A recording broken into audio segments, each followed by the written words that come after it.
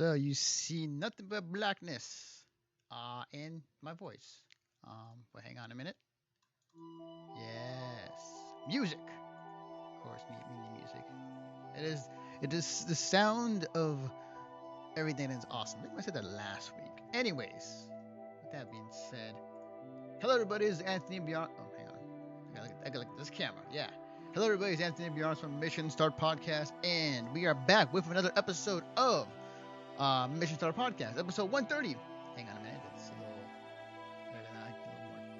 little more light to me. I have my webcam on something a little different this time around. So this time around, I can actually view, but I can also adjust a few things here. Hang on a minute, guys. Anyways, thank you for joining me for today. It's only going to be me for today. So Greg Dietz could not make it. He is in San Francisco for the 49ers pregame. So he's watching that. So, but we will continue on as usual. And to start things off, we got a lot of new stuff today. We got a lot of stuff. Some of which is returning this week was last week.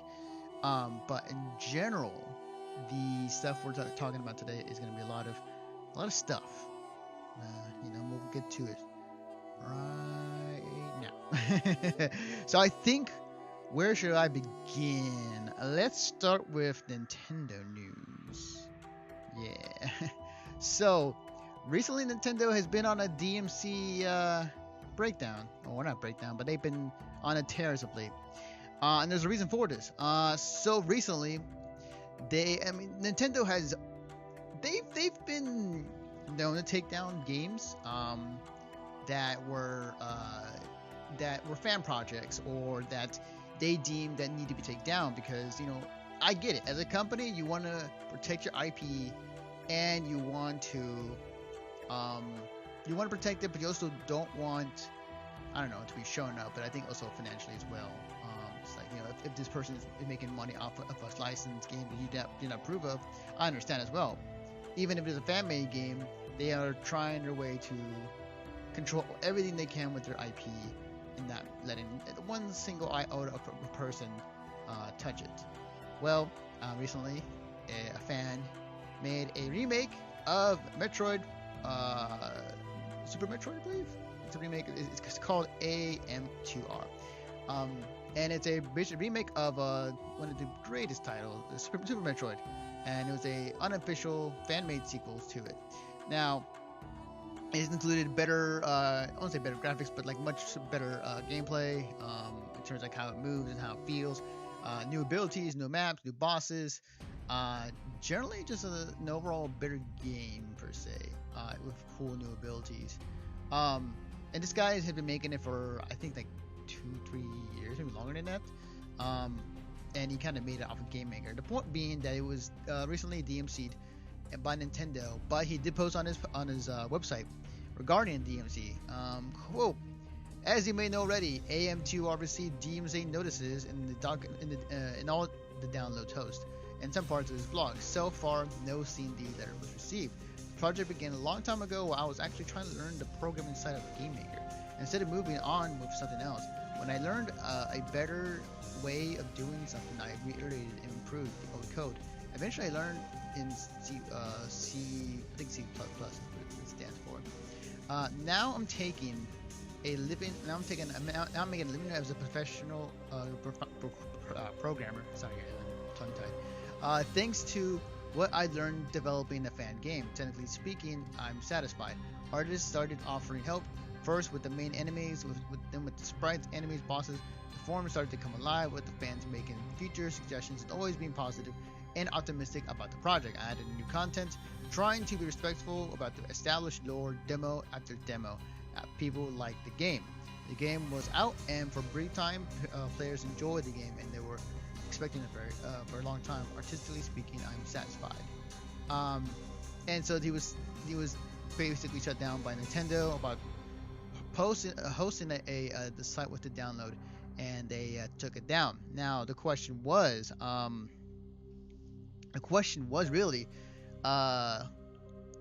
what happened to the game afterwards. Well, For those who can find it, it is out on the internet. While the download page of the main site was taken down, the actual uh, game itself is actually very much alive through the use of the internet and the fans. They managed to able to put it out there to where while Nintendo did DMC the website, it did not DMC the game. I'm pretty sure if you try to stream it or if you try to showcase it in some way, that Nintendo is going to be pretty quick in terms of like taking it down. But in terms of like the game itself, it's out there. So I don't know about this.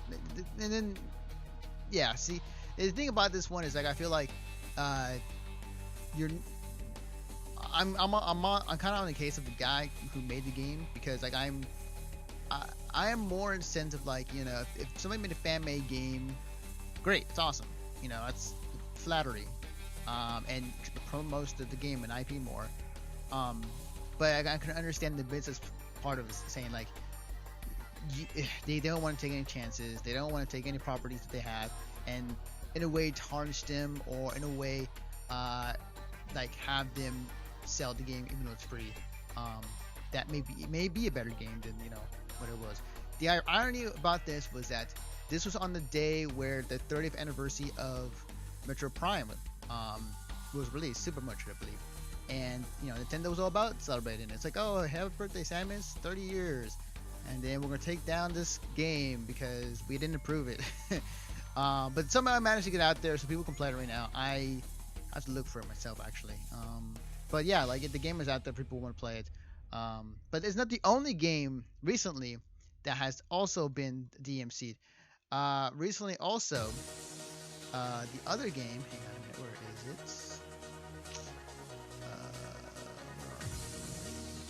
Here we go. So another fan-made game was actually recently made too, and this was called Pokemon Uranium. Now this game I recently found out about through friends of mine and through the internet. Pokemon Uranium, from the looks of it, oh, that's a wrong one. That is Square Enix. Hang on a minute, guys. Wrong one. Did I put in the wrong video? Hang on a minute, guys. Hang on a minute. This isn't Pokemon.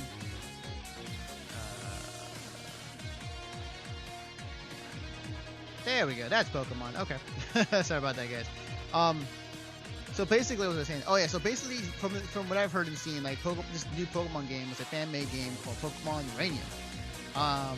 It too was also DMC.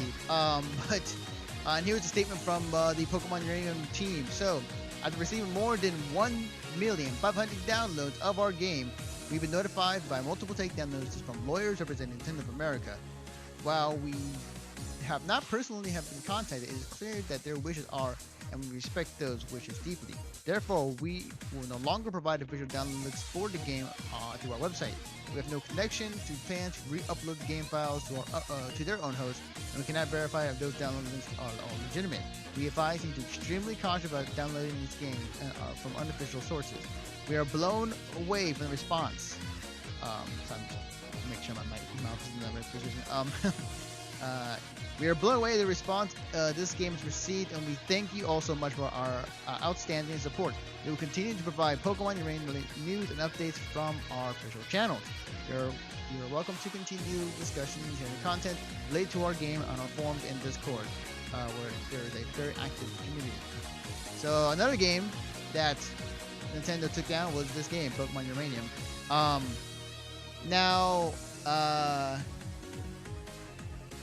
It's okay. I'm like, it's the same thing as the Metroid, remake. Is I think that, again, I get it. You want to protect your IP, at all costs. To the point of fishing at your lawyers after them, saying like, hey, take this down, or we're gonna sue you for using our characters and whatnot. Which hey, I think that it's fine. I get it. Business-wise, yeah, for sure. You want to protect as much as you can. But at the same time, if you are a business, specifically in the business of video games, I feel like at some point, like, you gotta give them a bone, man. You gotta give some fans a bone. Like, the they're not doing it in spite of you. They're doing it because they love the series and because they love the company and because they want to make something that they love, that they want to show. And the way some people show it is by making a game that is basically in this timeline of the other games. And to me, like, Nintendo is very, very stubborn when it comes to certain things. I mean, this is the same company who was the last remaining company to be dragged into the online market with the other big consoles, Sony and Microsoft. Because in Japan, like, there isn't that big online presence. The majority of the people in Japan are still in that mindset of like, hey, I'm coming over to play games, which is here today in the US, but not as much. So it is definitely a different culture class per se. But I think they're starting to really get it now. It's like, okay, we need to appease not only the Japan-centric people, but also the U.S., because that's also in Europe as well, and other parts of the country, and not be so close-minded. But there's still some of that still stuck within Nintendo and how stubborn they can be when it comes to certain other things. And this is one of them. I mean, this is one of the things that I think Nintendo is starting to get a. I mean, they've had fan-made stuff before, but I think on terms of this level, to where games are being produced by fans, which looks better than what Nintendo has made as of late, makes Nintendo make them look like crap. But like, I think that a part of me feels like, Nintendo sees this as like, yeah, we're not gonna have this happening.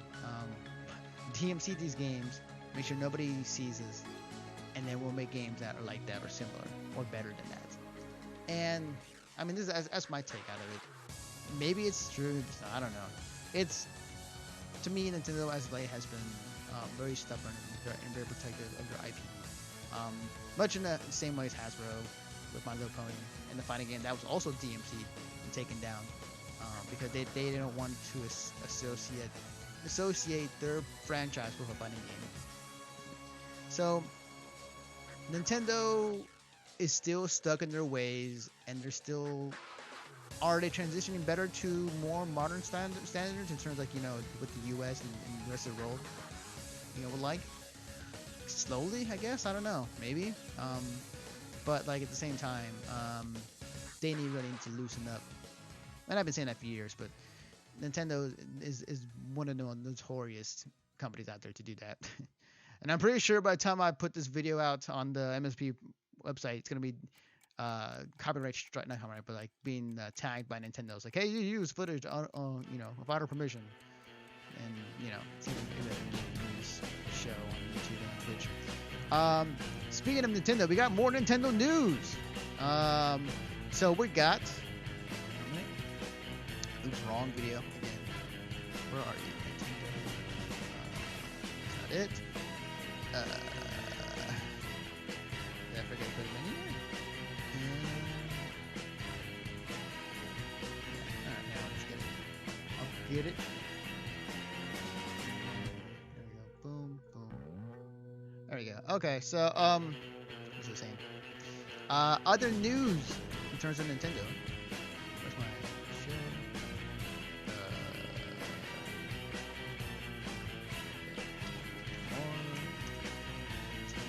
Usually give like one person to stream and talk about news.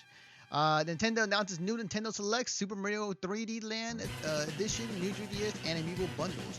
This is reported on what's it? The NintendoEverything.com.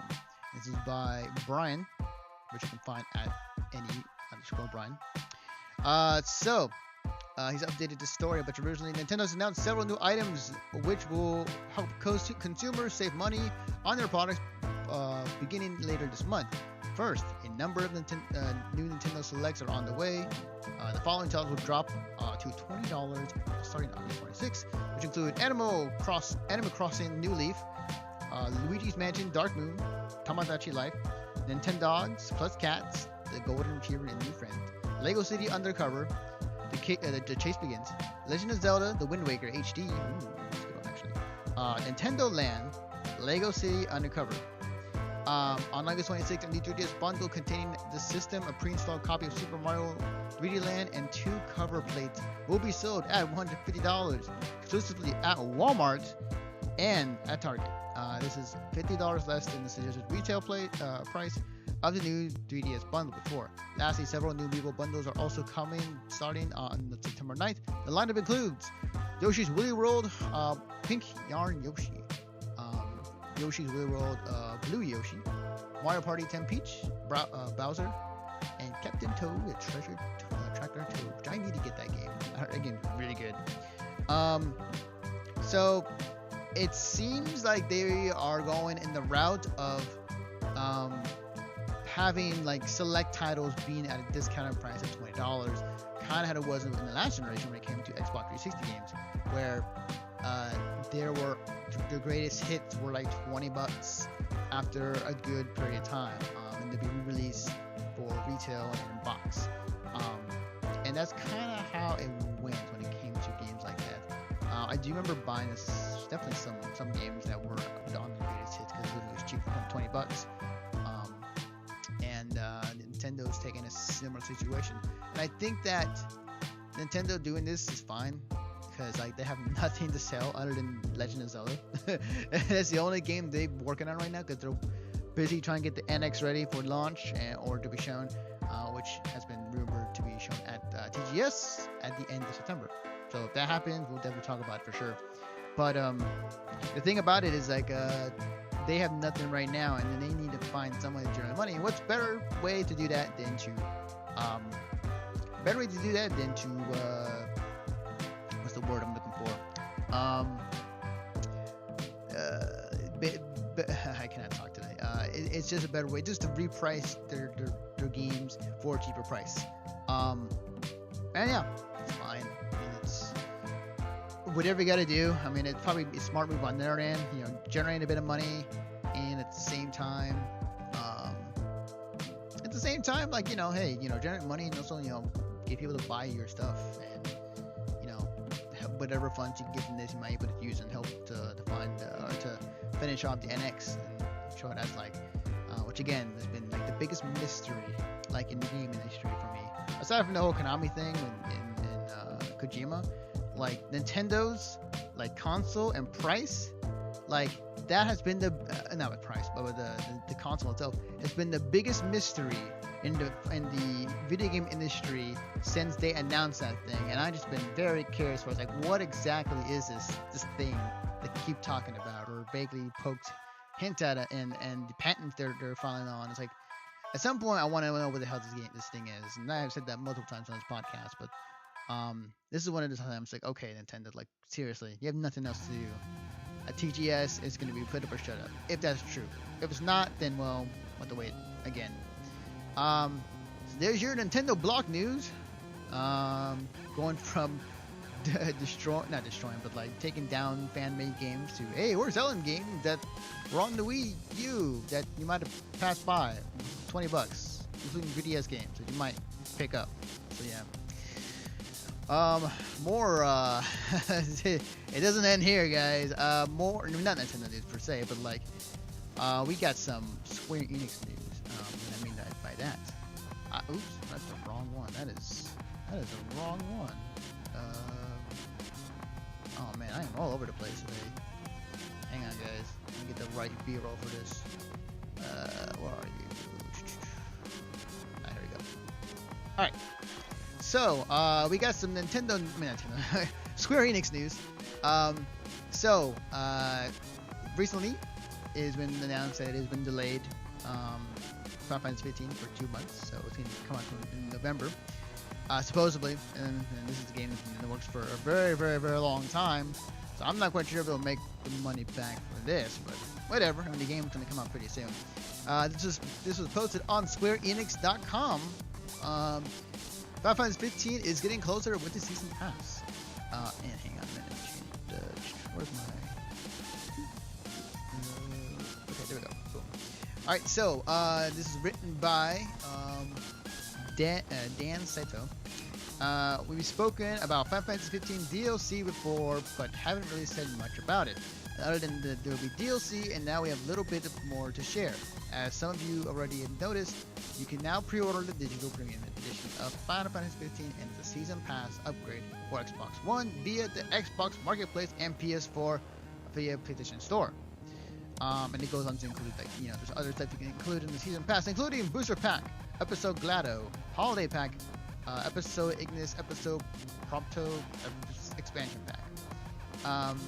Also, alongside, obviously, in terms of costume skins, a new car skin, get to play with, some new cool items that you may not be able to get to, including, purchase from the PlayStation store to receive, Weapon Masume from Final Fantasy 15, Angler set item, camera kit item, Regalia, Recolor Platinum Leviathan, Regalia Color 16-bit Buddies, Final Fantasy 15 Big Bang Theme, Final Fantasy 15 Digital Mini Soundtrack, Final Fantasy Digital Premium Edition original theme, working title. So basically, the reason why I bring this up is that the confusion, or the kind of the issue with all this, is that while they are indeed selling a season pass of Final Fantasy 15, they are doing it separately per se. Like, when you get the season pass, there are some things you don't get, and this is actually clarified in their post too as an update. And I'll read this too, just before I go and diverge on what I'm about to talk about. A fair few people have asked whether the Ultimate Collector's Edition of Final Fantasy 15 will contain the Season Pass, and I can confirm that it will not. Repeat that. A fair few people have asked whether the Ultimate Collector's Edition of Final Fantasy 15 will contain the Season Pass, and I can confirm it will not. Yeah.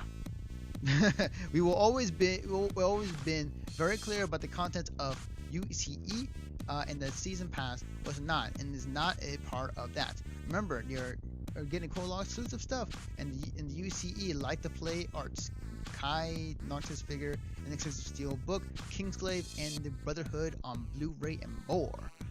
So, in a weird way, Square Enix managed to even screw this up, and like, it's kind of what happened to Evolve in terms of like how the DLC was handled.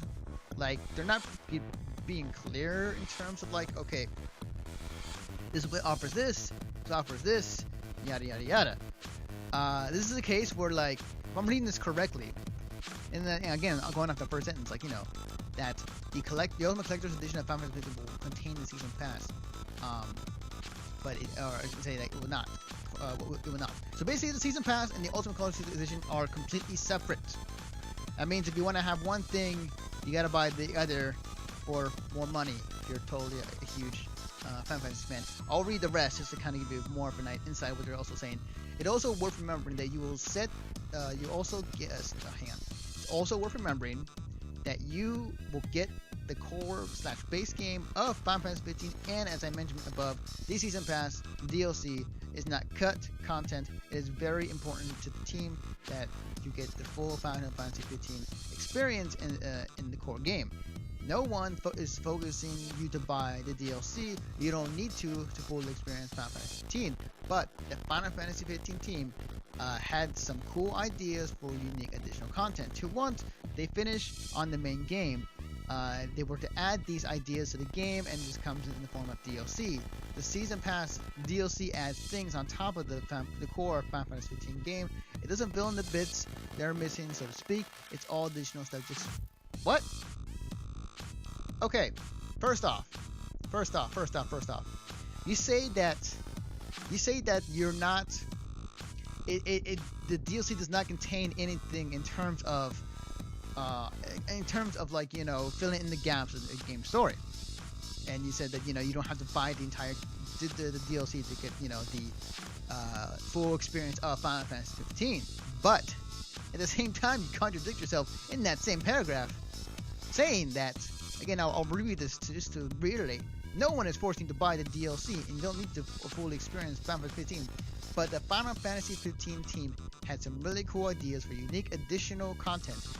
So once they finish on the main game, they want to add these ideas to the game that comes in the form of DLC. The Season Pass DLC adds things on top of the core Final Fantasy 16 game.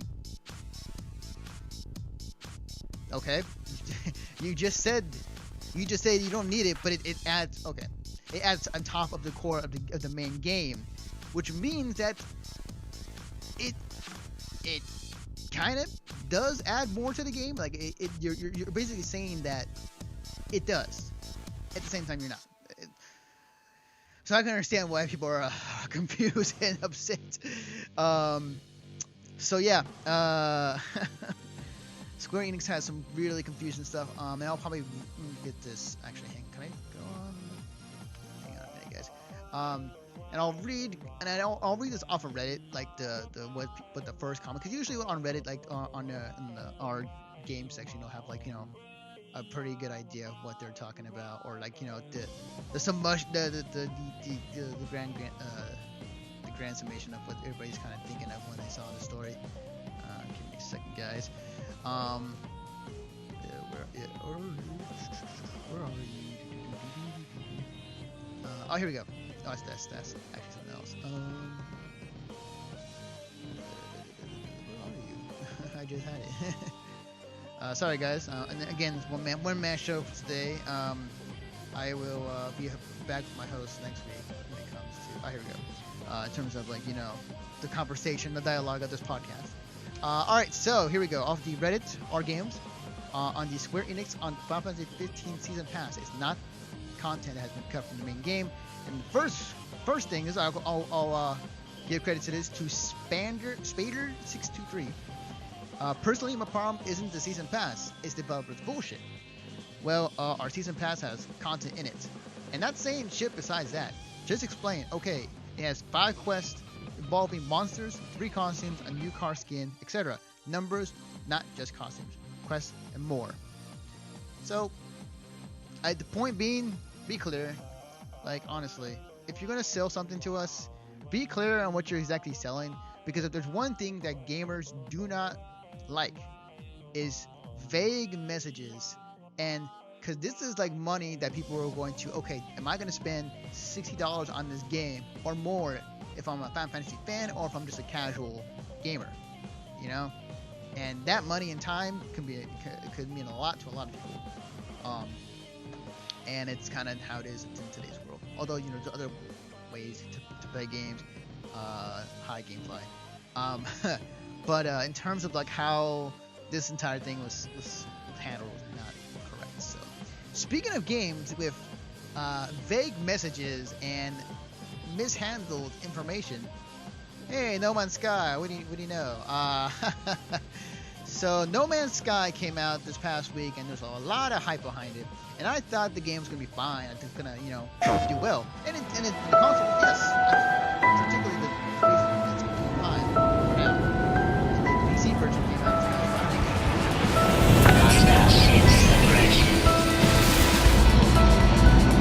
Sorry about that. As I was saying, that was a game that I felt like that the PC version was just complete poor port, and it was not the greatest. It was not handled the greatest. They did come out and say in a post on their website saying that yes, there's issues that we're tracking. One of the things that stood out to me, and one of their bullet points is that we sincerely apologize to anyone affected. In the meantime, here are some of the things to be aware of. We brought a new QA team on board today, larger than the entire Hello Games team. This will complement the existing Sony QA team. We are working on fixes and the most critical issues, which will be in a patch in the near future. We'll be moving to a ticketed support system next week, and I've been hired someone to manage this starting Monday. And more information about that regardless. And the thing is interesting to me is they actually have workarounds on some issues so that people can still continue to play the game, knowing these issues are still in it. If you believe you are stuck, you can't reach your ship, be aware you can jetpack forever with us pushing against any service. If you have made any mistake, you can revert to any of your two previous saves in the options menu. And if you left your ship somewhere inaccessible, you'll be able to summon it from landing pads or beacons found at the most buildings or points or of interest. So the interesting thing to me is that they actually got a QA team finally for their game. Now, I will give them slack because this is an indie team. This is a $15 game. Well, I mean, this is a 15-man game. Like 15 people made this game. But because of the mass hype, the media, the fans, the vagueness of the developer, people had these weird ideas or just like these monstrous ideas for like what exactly the game's going to be, and it built so much that the game will never live up to its hype or live up to what people's understanding of what the game's going to be. Now, it didn't help that the developer was also vague. He was on recently. He was on the Colbert Show talking about you can meet with other people, you can do all these things, and some of those things are actually not correct. and it kind of made it vague because it left it open to interpretation in terms of, like, what exactly is this game? And like even for the past like good half of when it was revealed, like nobody knew what this game was about. And he went out there continuously. He's like, okay, this is what it is. You do this, this, and this. And then we finally figured it out. It's like, oh, it's just like space exploration. It's Star Trek, basically. So that was one of the main issues with the game right now was just like the messaging of like what exactly is this game, and just the issues that have been come across. Not to mention, there have been known issues. The PC version again has been having known issues. We're talking about Batman level of like issues that are affecting the PC base. There was I have one here on a PC crash thread on Reddit. Apparently there's some problem with the SSE4 emulation. Not quite sure what exactly that is, but apparently some file that is in the game is making it often crash on PC. And they even came out and said like, hey, we're gonna fix this, which actually was mentioned by Sean Murray himself, which he did tweet it out. A frankly insane amount of people have just tried to run No Man's Sky for the first time within 15 minutes of releasing. 99% appear to be up and running on our server. We'll begin to resolve ASAP for those who are having issues. Biggest issue reported so far is players about Visual C++ Redist 2010. First PC patch already release already, update and restart if needed. So okay. Here's the thing about No Man's Sky. Can you blame them, Hello Games, for taking this amount of money and advertising from Sony and saying Sony's gonna tell them like, hey, we want to push indies hard. We want to push indies into the spotlight and not AAA games, because right now AAA games have not done well, and it costs a lot of money to make those. Indie games are the ones that are making out that space and bringing out awesome games. We want to promote that. I'll be down for that. I do not blame Hello Games for taking that opportunity for promoting No Man's Sky. What my gripe about it is, yes, it is started as a Kickstarter. The one thing I would have loved to see from the developer is plain and simple. Please tell us. Please be direct. Transparency. Tell me what is in the game. What is it about? And not be vague. Because what you're doing is you're filling up everybody's ideas as far as what is the game.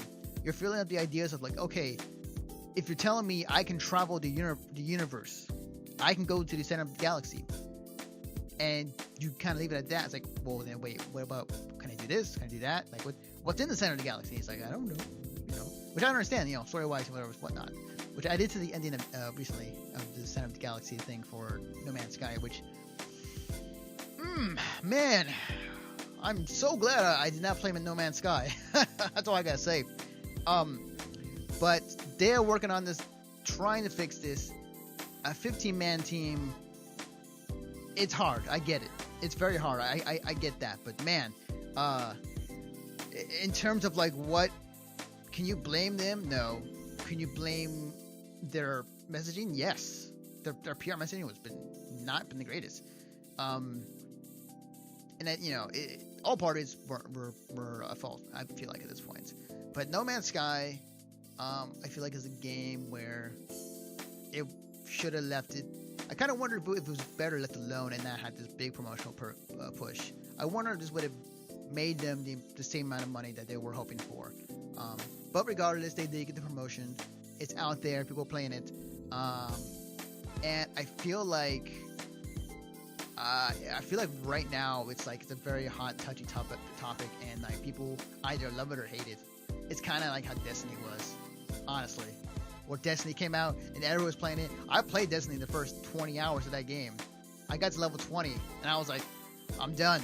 I'm done. I think I'm good. And it was like an MMO at that point, which I'm not really much in MMOs, but sure.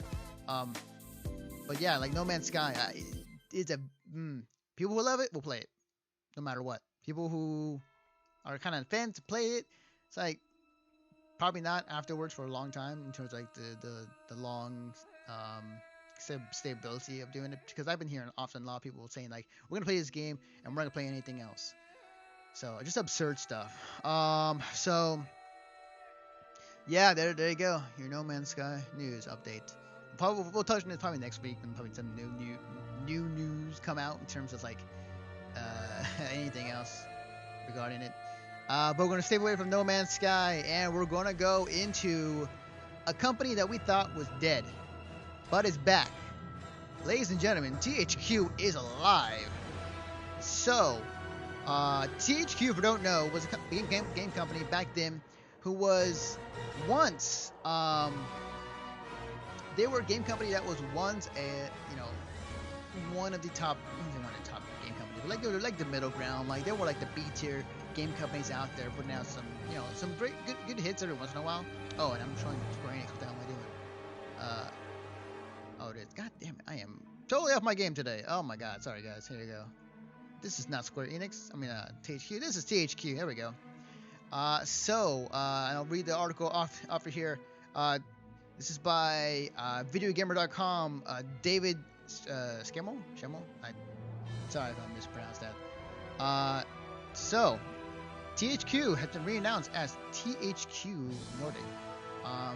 So the company acquired the THQ trademark back in 2014, a year after bought former THQ franchises Darksiders, Red Faction, Full Spectrum Warrior, Destroy All Humans, and more at auction. However, it now plans to use the use of the fonts. I think it's basically using the name, officially directing the Nordic games and relaunching the THQ Nordic. While we take great pride in our Swedish roots and accompanied a great deal under the Nordic Games masthead? Okay, whatever. We decided it was time to incorporate the THQ name. Said a representative for THQ Nordic. These key brands will continue to shape our business in a meaningful way going forward, and THQ Nordic presents a core approach of doing much more than owning a highly competitive portfolio of IPs. And which one of the things they pointed out is THQ Nordic says it currently has 23 game projects in development, 13 of which have been announced. The majority of these projects are based on former THQ IPs and franchises, the company says. Which, as of right now, the THQ properties are Darksiders, The Blob, Deadly Creatures, Destroy All Humans, Frontlines, Fuel of War, Full Spectrum Warrior, Juiced, MX vs. ATV, Red Faction, Stuntman, Summoner, The Outfit, and Titan Quest. Now, here's the thing. Is that 23 titles? What? I mean, if they can pull it off, that's awesome. Don't get me wrong. If they can pull it off, that's great.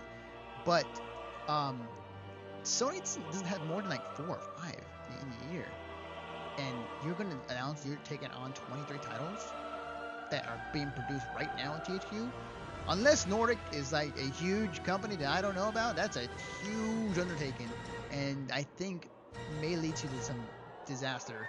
Because it all depends on, I'm like here, as a fan, outside of all this, like if you're making a game and you got a certain amount of people who can use to make a game, be the animator, be the 3D artist, be the director, the sound, you can only have so many resources to make a game and 23 at the same time, or 23 in the current lineup. It's, yeah, wow, okay. It's a put up or shut up statement at that point.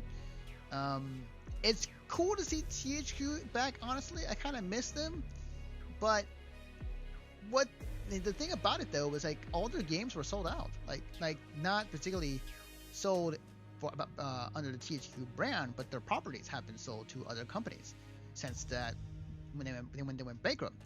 So much of the games are being developed elsewhere, and I think for the better. Now, if THQ can make a comeback, say we get games that they once produced, like like Darksiders 3, and it comes out and it's great, and maybe THQ is turning back around. That's cool. That's awesome. I think you're putting the cart before the horse in this situation when you see 23 titles, because the thing is though is like it's like the DC Marvel DC movie right now. DC movies right now.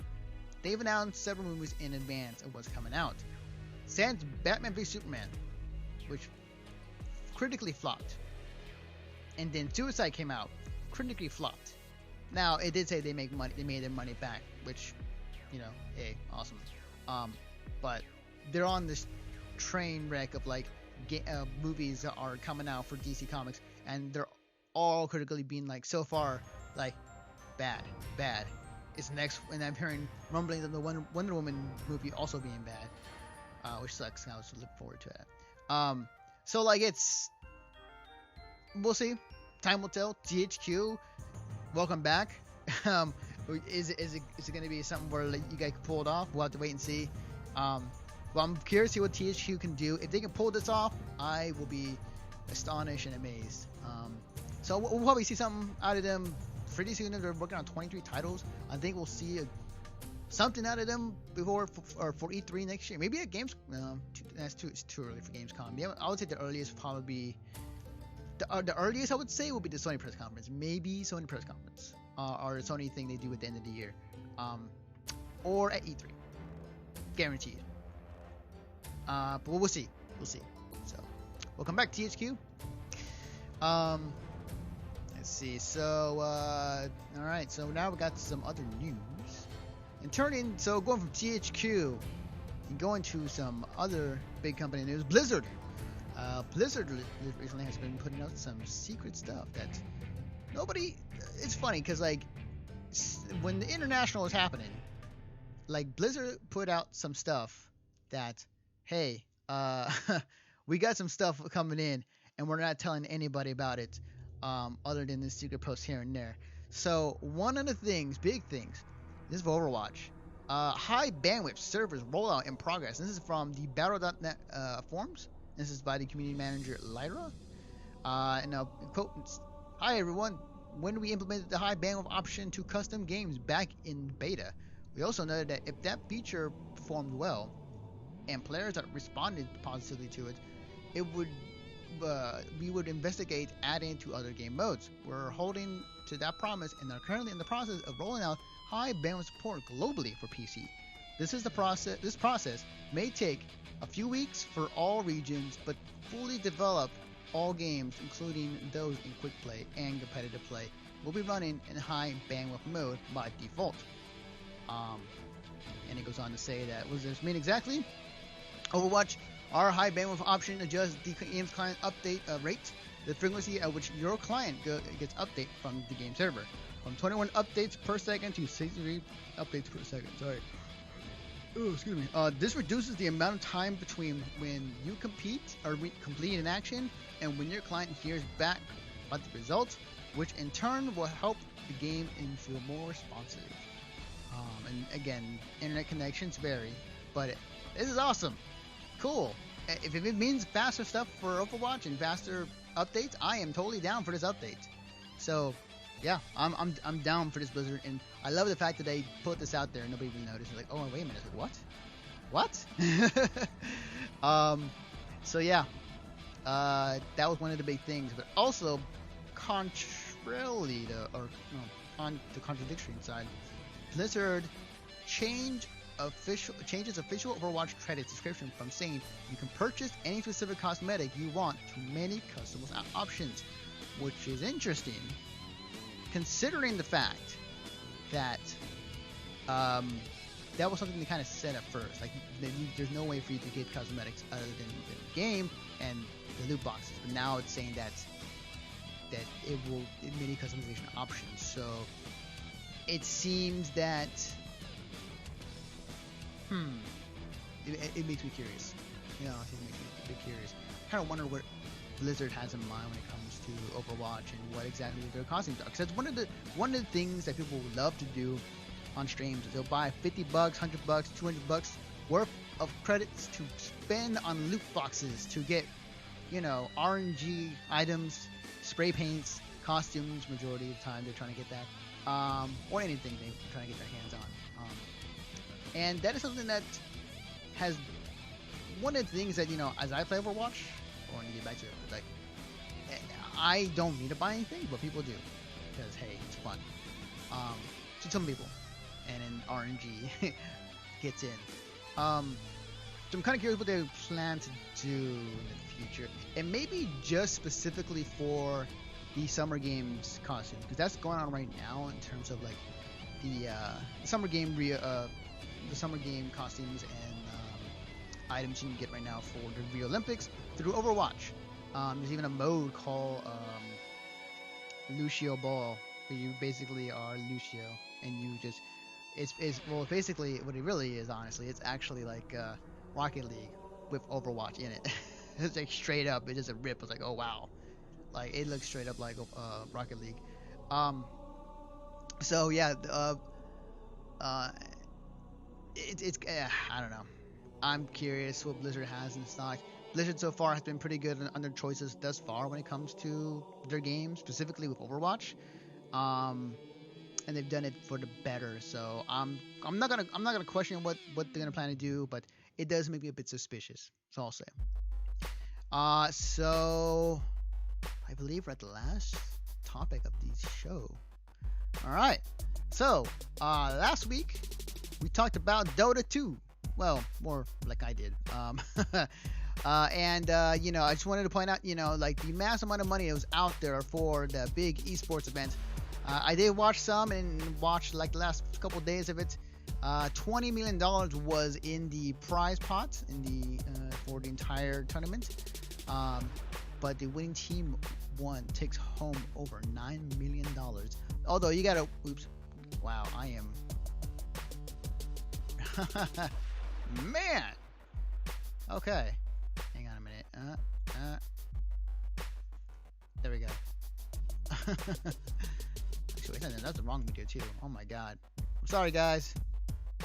I should have been more prepared, but I did not.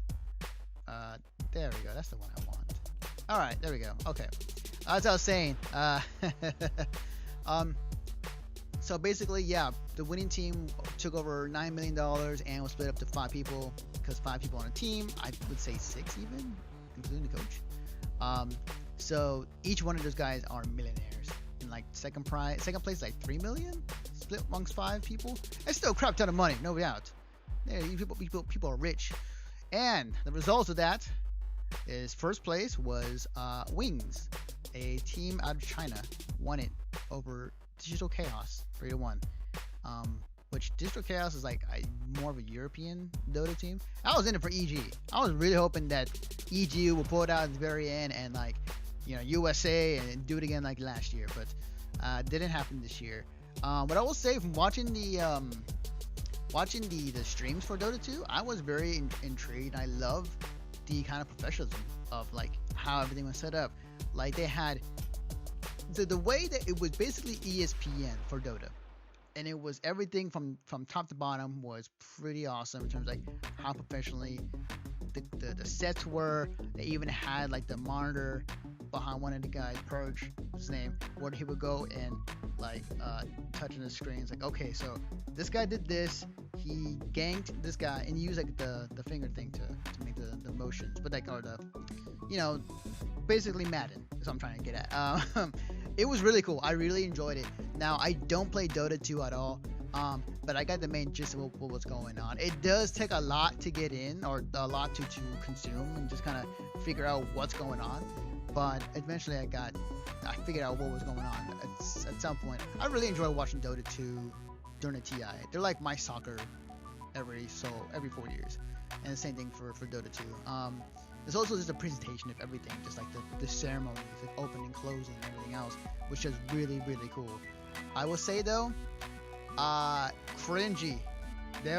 Dota fans are cringy as hell. I thought, actually no. The FGC, the fighting game community isn't cringy at all, actually. They're fine. But man, I thought, Dota 2's fans are cringy. Yeah, it's okay. I mean, it's whatever, but like, man, there were some parts in that entire broadcast. I was like, ooh, not like it. But that's gonna do it for us, guys. Here is the end of the show. Thank you for staying with us. Either you came in or you kind of stuck with us for the entire way. If you're watching this on YouTube, thank you again. Your subscriber means a lot to us. Before we end the show, let me go here. So if you enjoy everything you've seen on this podcast or here on the audio version, check out Mission Star Podcast on our website under the podcast section. We update those every Friday with a new episode, as well as on the YouTube channel on every Friday at youtube.com/MissionStarPodcast1. You can check it out on iTunes, Stitcher, and on Patreon. If you enjoy the Conover, well, let me go back. If you enjoy convention talk, anime, comic books, anime convention and comic book convention, and so on, check out the Conover. We discuss our thoughts on the latest convention we've been to, and what we thought of it. And then we have the next one coming up pretty soon for Otakon out in the East Coast, a big anime convention out there. We're gonna have some thoughts on it on upcoming episode of the Conover. And if you enjoy comic books, movies, entertainment, anime, video games, just a bit of everything, check out The Rolling 20s by Jeremy Wilson on our website under the podcast section of missionstarpodcast.com. You can also find all these podcasts on iTunes, Stitcher, and on our Patreon page. If you subscribe to our Patreon page, you get our podcast early for a mere size of $3, and that's actually pretty cheap for the work we do. So we got some other podcast ideas coming up pretty soon. But yeah, definitely check it out. Check it out, guys. Again, if you want to know more about me, follow me on Twitter at @TheEffectiveNaruto.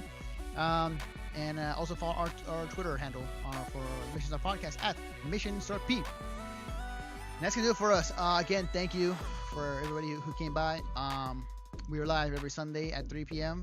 On this Twitch channel for your weekly news segment. So, that being said, this is Anthony Bionis signing off, and we will see you guys next time.